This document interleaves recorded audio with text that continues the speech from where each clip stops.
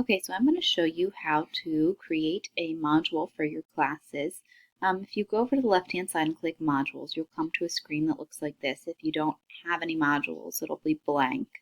But you can go over to the blue button over here where it says Plus Module and click that to start a new one.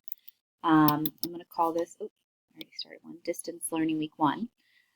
You can lock it until a certain date so you can prepare it and then have it unlocked. Say if I wanted it to unlock on the 14th, then I could do that and it could still be published and it won't let the kids in until later. You can also add a prerequisite, so if I wanted them to finish week 1 before I let them go on to week 2, I would select one of them here. So I'm going to click Add Module, and a new module will pop up. But right now it's just empty. There's nothing there. It's an empty shell. To get something in it, you have to click this plus button on the side here.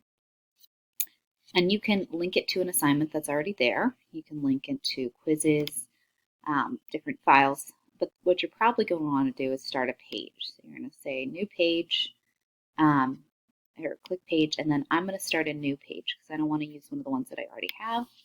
And I'm going to title this Week 1 Introduction. And add an item. So this page exists, but nothing is in it yet. So we need to go and start building that out.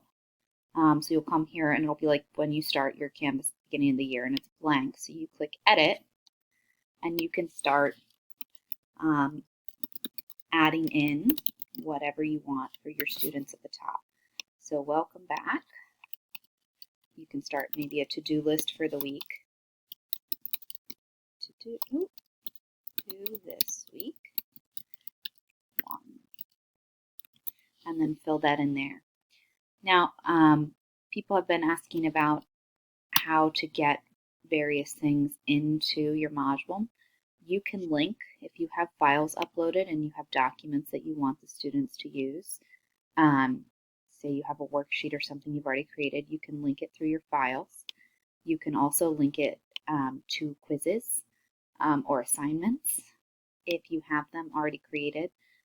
This is one of my practice classes. It's not a real class, so I don't really have a lot of stuff in here, but you can link it to those things. The other thing you can do, you can actually record yourself, and it'll ask you allow FaceTime, allow microphone, and you can record yourself if you want to do a welcome back video for students. I'm not going to do it this time.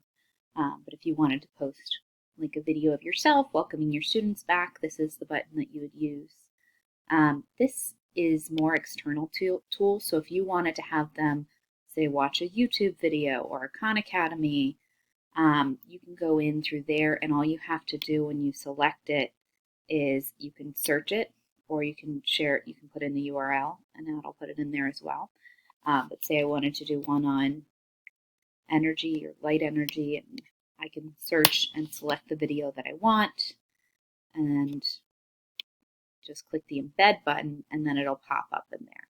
And then it's just easy to delete it if I don't want it. You can add images. You can link it to other files. So if you have a Google document you want them to fill out, you can link that here, or you can embed the Google document using this here. And the new Google Studio also allows you to kind of play with that as well in this, and I can show you how to do that later. One of the things that Ann and I were doing is adding a schedule for our students, what days and what classes they're going to see. So you can do that with the table. That's that feature there. If you have any questions, feel free to let me know. Hope this helped.